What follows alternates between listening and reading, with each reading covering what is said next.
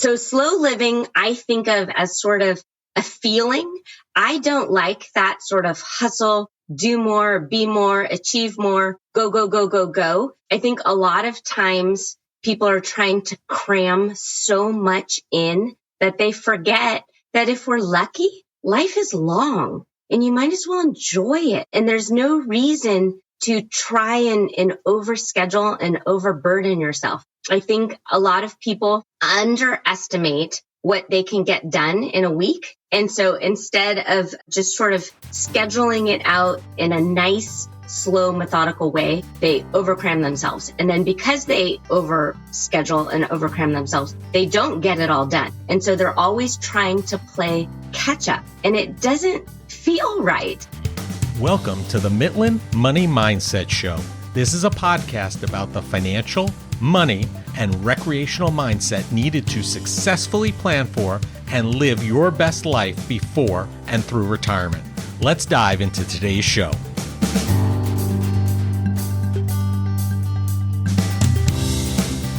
I'm Larry Sprung, your host for the Mitlin Money Mindset Show and founder and wealth advisor of Mitlin Financial. Today's guest is Stephanie O'Day, New York Times bestselling author and slow living expert. In 2008, Stephanie made a New Year's resolution to use her Crock-Pot slow cooker every day for a year and write about it online. This simple idea resulted in 10 books and 6 weeks on the New York Times bestseller list, and a brand new career she could do at home in her pajamas. Stephanie feels, as she says, I'm living my version of the American dream. She believes that at the end of the day, we all just want to feel calm, cool, and collected like we did our absolute best. It starts with learning to live slowly. We live in a pressure cooker world, so let's be more like the Crock-Pot, she says. Listen in to see how you might be able to live slowly, enjoy life, and do it on your terms. Well, hello, everybody. Larry Sprung here, and I have the great pleasure of being with Stephanie O'Day, New York Times bestselling author and slow living expert. And as you all know out there, I love my food and I love slow living. So welcome to the show, Stephanie. Thanks for having me. Yeah, it's awesome to have you here and sharing your story with our listeners, just so they have an understanding of where you came from and how this all started. Can you tell us about your path to becoming a New York Times bestselling author and slow living expert? Sure. So I am mostly a mom. I have 3 children, and I needed to find a legitimate way to work from home while raising them. And so in 2008, I made a New Year's resolution to use my Crock-Pot slow cooker every day for a year and write about it online. I wanted to learn how to run a website. I wanted to write and kind of force myself to write every day. So I liked the idea of a New Year's resolution because it had an end date. But then the site took off and book publishers started calling and asking. I ended up on TV. All of this sort of snowballed in a really awesome, cool way. And I still got to stay home with my kids. That's amazing. I mean, being a mom is a job in itself. It's probably the toughest one in the world. And then to actually want to do more than that and actually fill your plate, no pun intended, with more stuff to do is really amazing. Was there anything else to you driving you to make that New Year's resolution besides the fact that you wanted to do something up and beyond? Yes, I needed money. So we live in the San Francisco area. As everyone knows, it is incredibly expensive. So I was teaching preschool, and I was lucky enough that my kids were able to come to school with me. And so on paper, it looked like everything was fantastic, and I was able to work and still be the mom I wanted to be. But my youngest at the time started getting sick. She was vomiting sporadically, and we didn't know what it was. And I assumed it was daycare germs. So I sort of let it go for a while. And then she just continued to get sick. So I quit. And I came home, told my husband, yeah, so we quit today. And he's like, yeah, that's not going to actually work here. So she's fine, by the way. She's absolutely fine. Very good. She's 16 now and very healthy. But again, this was back a long time ago. This was 2006, 2007. And we realized that she had celiac disease, which is a gluten intolerance, which everybody knows about now. Sure. But back in the pre-dawn internet days, it wasn't as prevalent. And so the reason the site did so well is it had amazing search engine optimization. I was giving people what they were searching for, like chicken crock-pot recipes, but they also happened to be gluten-free because that's just how we ate in our house. And so at the peak of the site, I was easily getting 2 million page views a month, and the ad revenue was about $1,000 a day. So Wow. the ads really took off and everything went really, really, really well.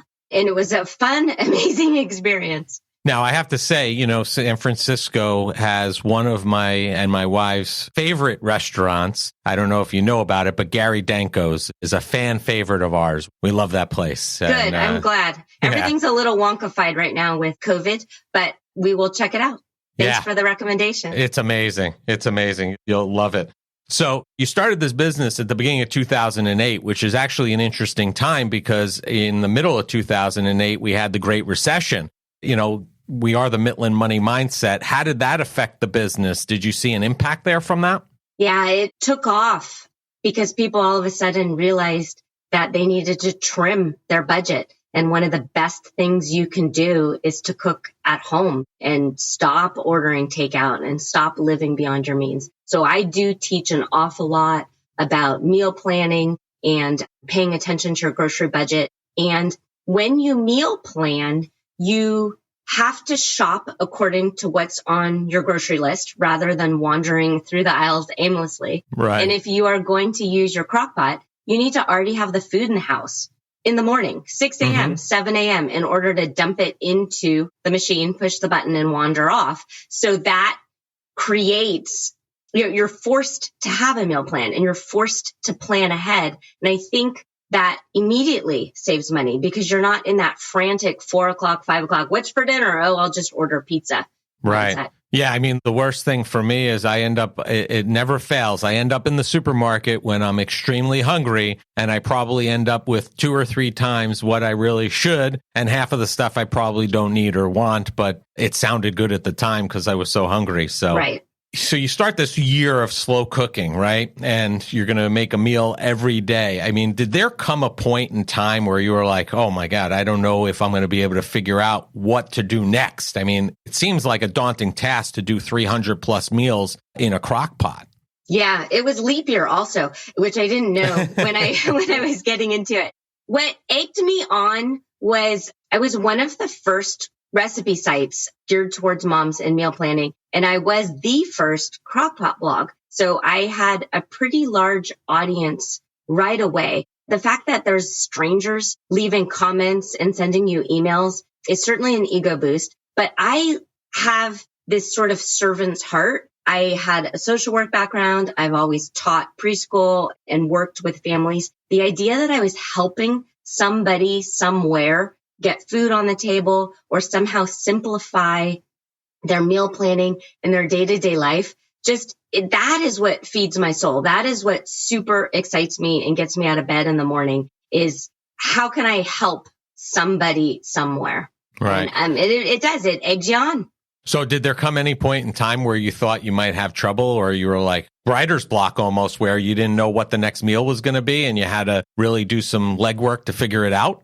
So the nice thing about moms is moms help each other. And so when I was stuck on recipes, I'd be like, hey, I need pork. Somebody send me some pork recipes. And then I would get hundreds. Amazing. So thankfully, I have always been able to ask for help.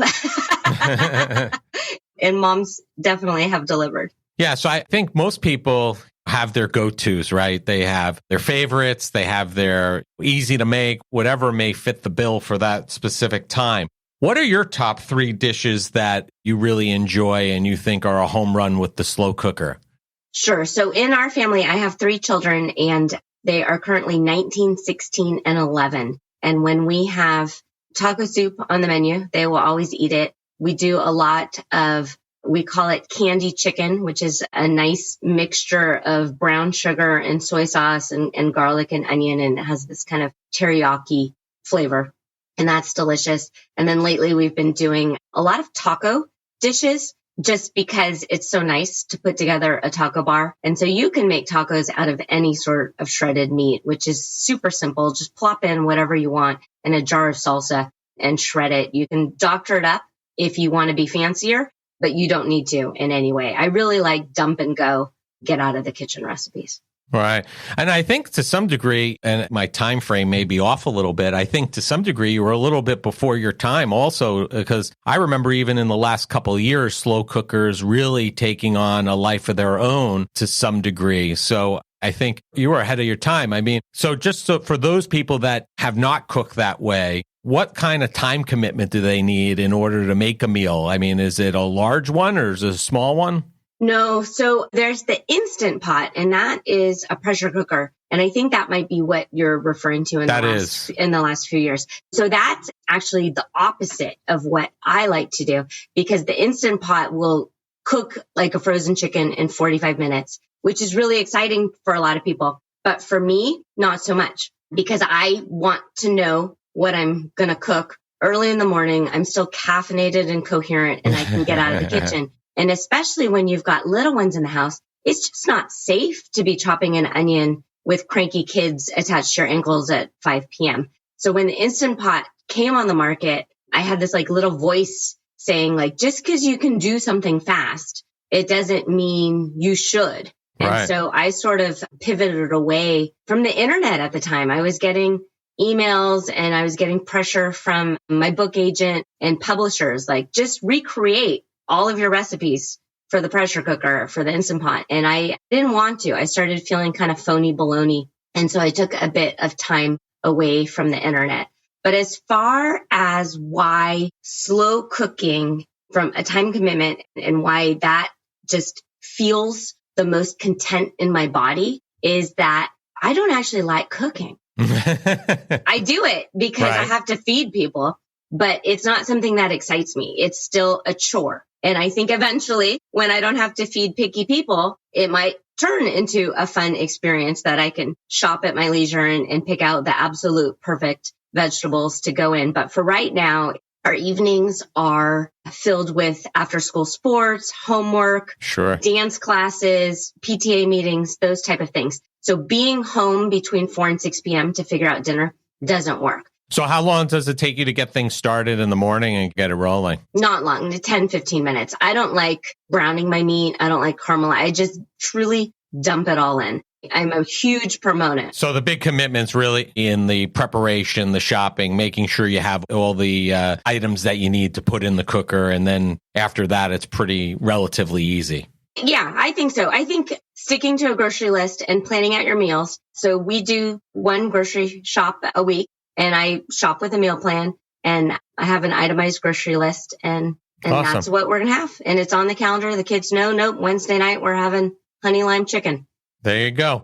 Yeah. So let's pivot for a minute, right? We talked about the slow cooker, which is where you made your headway in 2008, and I misunderstood. And, in the last couple of years, we've had the Instapot, which is actually, as you've educated me, the complete opposite. It's more of not slow cooking. It's really that high pressure, quick, more pressure and whatnot. And that kind of segues into what you did with your career to some degree, right? You switched right from this slow cooking more to slow living, and kind of in line with where you were with slow cooking, you turned that into almost like a lifestyle brand. So, Stephanie, can you tell the listeners about slow living? What is that about? What does that really mean? Absolutely. So slow living, I think of as sort of a feeling. I don't like that sort of hustle, do more, be more, achieve more, go, go, go, go, go. I think a lot of times people are trying to cram so much in that they forget that if we're lucky, life is long and you might as well enjoy it. And there's no reason to try and overschedule and overburden yourself. I think a lot of people underestimate what they can get done in a week. And so instead of just sort of scheduling it out in a nice, slow, methodical way, they overcram themselves. And then because they overschedule and overcram themselves, they don't get it all done. And so they're always trying to play catch up, and it doesn't feel right. And I'm right in between San Francisco and San Jose. So right at the doorstep of Silicon Valley, and people here drive too fast. They cut each other off. There's a lot of horn honking. The kids, by the time they're in kindergarten to second grade, the parents are, well, how do they get into Stanford? And Right. we're like, just take a breath here. Like, it's going to be okay. A kindergartner does not need to figure out what sport they're going to do for the rest of their life. Like, let them play in the mud. It really is going to be okay. And so especially when the Instant Pot hit the market and my book agent, all these people are asking me to do things, I had this little voice and it said, just because you can do something fast, it doesn't mean you should. And I just sort of realized there's no reason to rush. There really isn't. When I look back on the things that I've done in 3 to 5 years, it's an awful lot. It's an awful lot. You can really do what you want to do in a way that is sustainable, where you're not going to end up with a heart attack or adrenal failure or a failed marriage because you're trying to overachieve in one area and not look at the whole human, the whole life experience. Yeah, I agree. I think that, and as far as what you did also, I think that that slow living concept and lifestyle goes very hand in hand with the slow cooking. And I think if you would have made that pivot to the Instapot, there would have been some confusion perhaps by some people saying, slow cooking, Instapot, they're like completely polar opposites. And there might have been some trouble there as far as losing some of your community and some of the following and the followers that you had built up. This is the Mitlin Money Mindset. So what kind of mindset do you think people need to live slower? So what I really like about talking with you is that, one, you agree with me, and two, you're not asking me to go for the low-hanging fruit. And I think that's what the problem was, and what didn't feel right is I had different business advisors saying that I was wrong for like throwing away the low-hanging fruit and how it could have been you could have been wrong financially, but I might have been in the short run. But that doesn't mean that you would have been happy by doing that. So, and that's the thing, is I'm definitely playing the long tail approach. I'm in my mid 40s. I'm perfectly happy. I know if I keep doing what I'm doing, we will retire accordingly. It will be just fine. I greatly look forward to my 70s and 80s and still being married and having a good relationship with my kids. So I think that is just a perspective I've always had of looking forward 10, 15 years and then figuring out where it is I exactly want to be and then working backwards from there and doing the step-by-step approach to get there. And having a plan. I am not into crashing and burning. I've seen it happen. I've been on the internet long enough to see people who I looked up to crash and burn. They've filed for bankruptcy. They are in the middle of a divorce. Their kids are not doing super well because they were chasing things that I am unwilling to do. Now, if people out there want to live slower, they're living this hectic lifestyle, the Instapot type lifestyle, and they want to slow things down, but they're really not sure how. Are there a couple of things, maybe 2 or 3 things that you can give our listeners today that are easily actionable? They can enact it right away and start moving towards that slow living lifestyle? I'm so excited to talk to you because from a finance standpoint, you always say pay yourself first. So I tell my moms to pay themselves first. And so for me, that means I actually get up at 4 a.m. and that is my time. It is me and my coffee pot and my nicely smelling vanilla candle. And I'm alone in the kitchen and I can journal and I can think and I can plan out my day before I am putting out fires of sign this permission slip and do this. And, I don't want to eat that. I want to do this. And where are my blue socks for gym? So I like that I am calm and I am centered. And 4 a.m. is what works for me because my husband gets up at 5 and the kids start trickling in at 6 and then we wake the puppy up at 7. So if that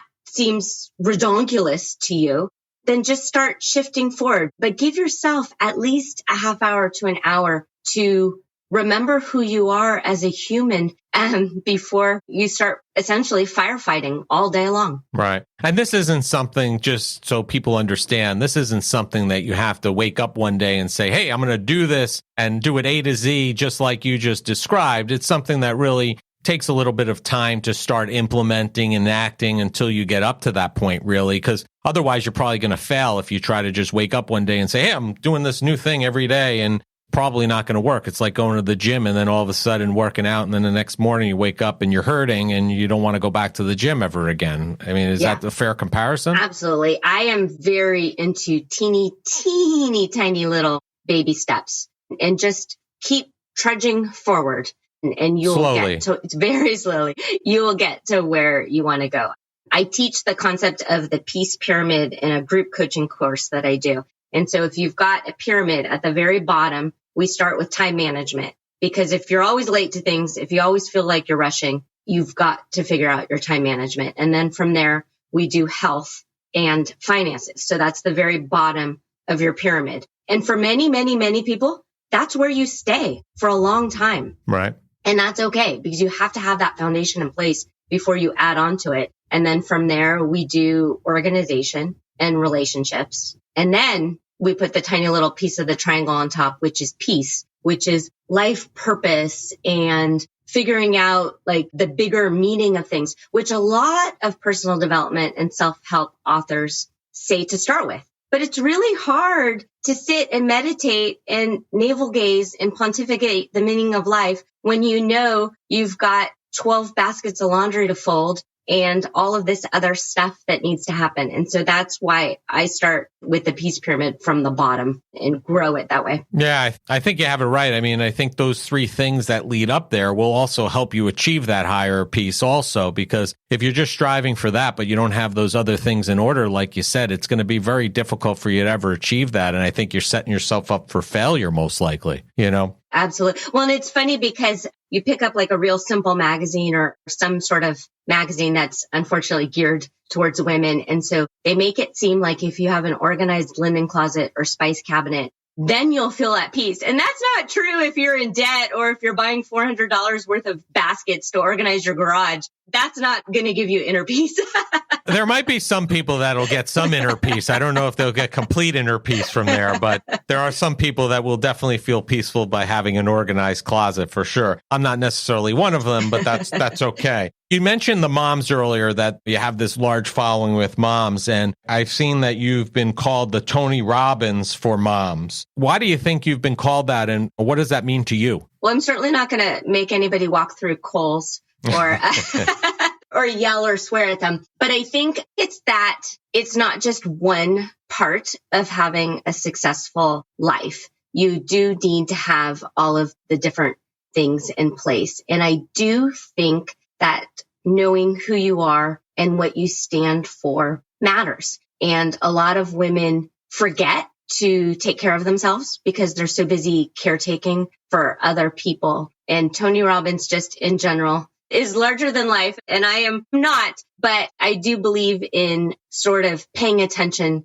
to the whole person and trying to look at all of the different aspects of things. When I am on the phone with a coaching client who believes that her problem is she has a picky eater, and then after I'm on the phone for a while, I realize that there's a whole bunch of other stuff, and she's just maybe focusing only on the picky eater aspect. Right. Sort of life in general manifests for people in different ways. I understand the whole picky eater thing. I have a soon-to-be 18-year-old that lives on peanut butter and jelly, chicken fingers, and filet mignon. Oh, wow. If he could have that every day, that's pretty much all he would eat. Beyond that, it's kind of funny because my wife and I, he's our oldest, and he was very picky from the very beginning. And my wife's somewhat picky. So I used to blame her. I was like, hey, he's picky because of you. You know, we broke him. And then my second son came along and he's like the complete opposite. He'll try anything, eat anything. And I'm like, I don't know. I guess there's no rhyme or reason. I guess they are who they are and they eat what they eat. And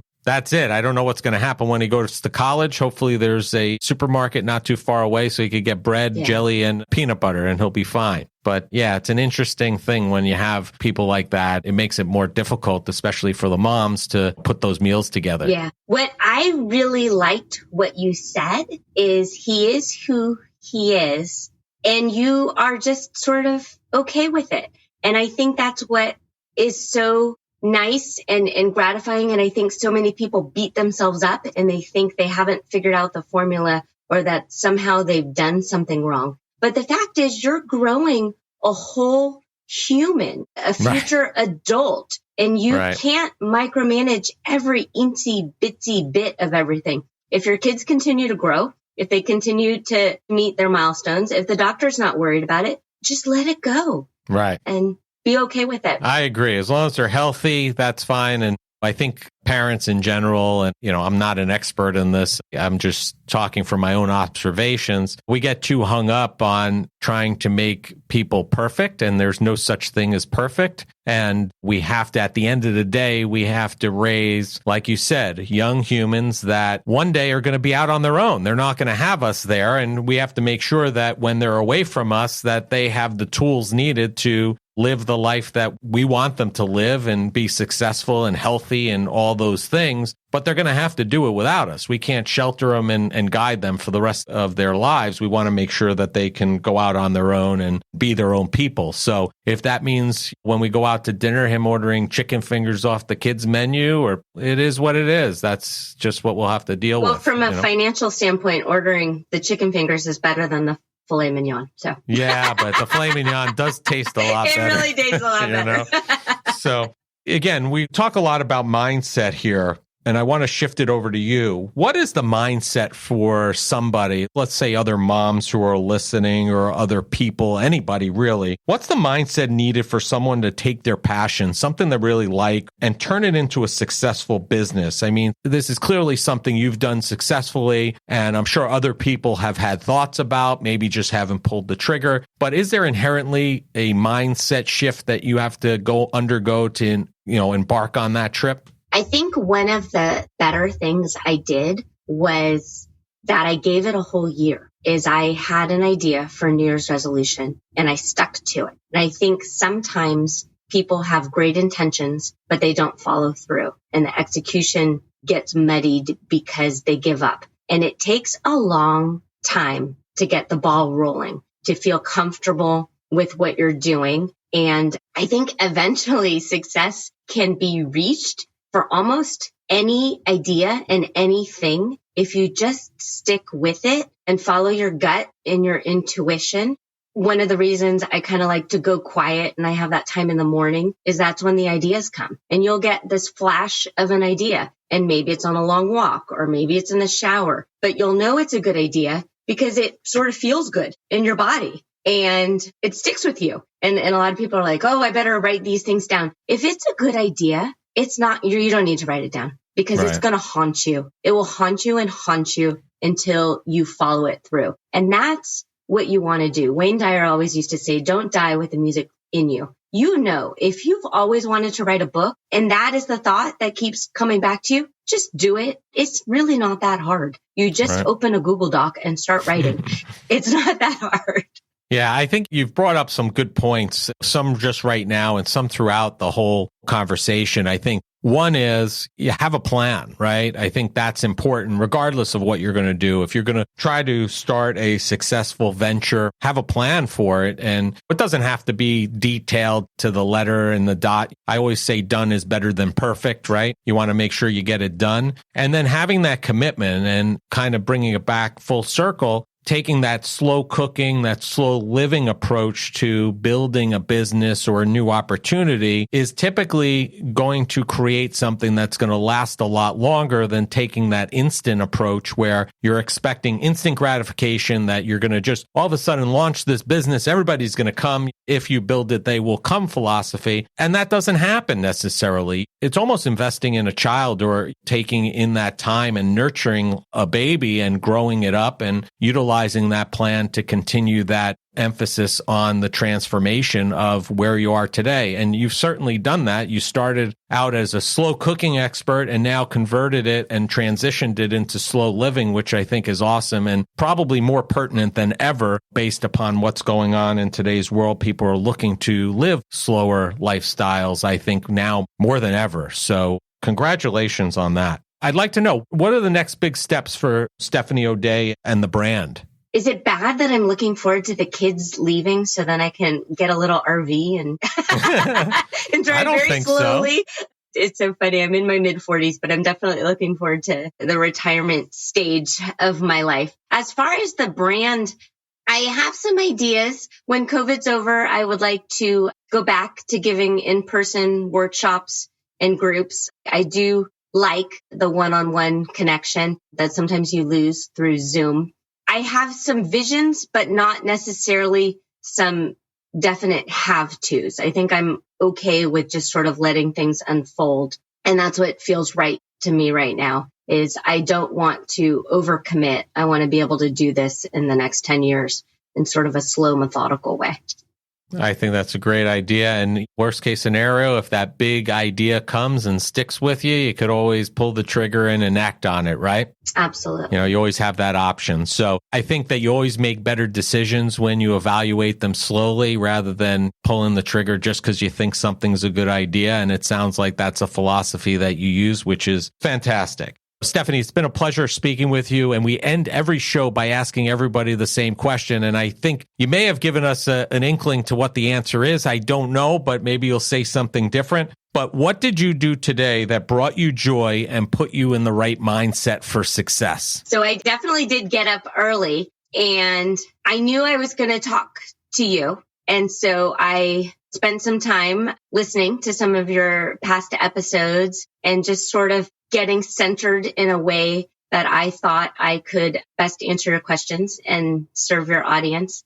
And the idea that there are real people out there listening and somehow that I can find a way to help is very gratifying. And so I thank you for allowing me to have this opportunity and for creating this platform to reach people that I never otherwise would have met.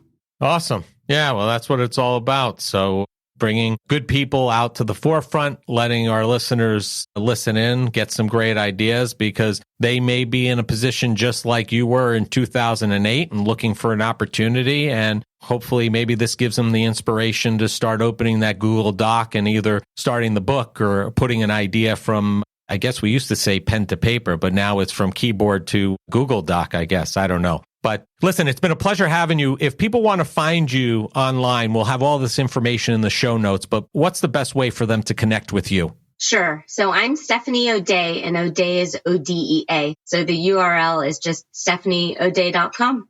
Awesome. Very easy. Very easy. So go check her out if you're looking to slow down and be more slow living, especially in this fast-paced world we're all living in. Even if it just gives you a great idea to slow down for a couple of days, I think it's worth your while. So Stephanie, thanks for being here. It's been a pleasure speaking with you, and make it a great day. Thank you. I want to thank Stephanie O'Day for being a guest on the Mitlin Money Mindset Show. Stephanie took what seemed to be a crazy idea and has turned it into a career. She has stepped out of the pressure cooker and is living more like a crock-pot, slowly, and living her best life. She's taking what she has learned and using it to help others find the ability to slow down and enjoy too. What rewarding work. Stephanie can be found across all social media platforms, and all the contact information needed to find her can be found in the show notes. Thank you for joining us this week on the Mitlin Money Mindset. Make sure you visit our website at mitlinfinancial.com and be sure to smash the subscribe button so you don't miss a show. We encourage you to help others find our valuable content. And listen, please, don't keep us a secret. You can also schedule an Is There a Fit call right from our website or by using the link that you'll find in the description section of your podcast player or app.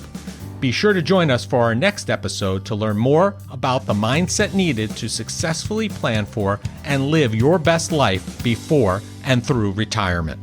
The opinions voiced in the Mitlin Money Mindset Show with Lawrence Sprung are for general information only and are not intended to provide specific advice or recommendations for any individual. Past performance is no guarantee of future results. All indices are unmanaged and may not be invested into directly. Investing involves risk, including possible loss of principal. No strategy ensures success or protects against loss. To determine what may be appropriate for you, consult with your attorney, accountant, financial or tax advisor prior to investing. Investment advisory services offered through CWM LLC, an SEC-registered investment advisor. Guests on the Mitlin Money Mindset Show are not affiliated with CWM LLC.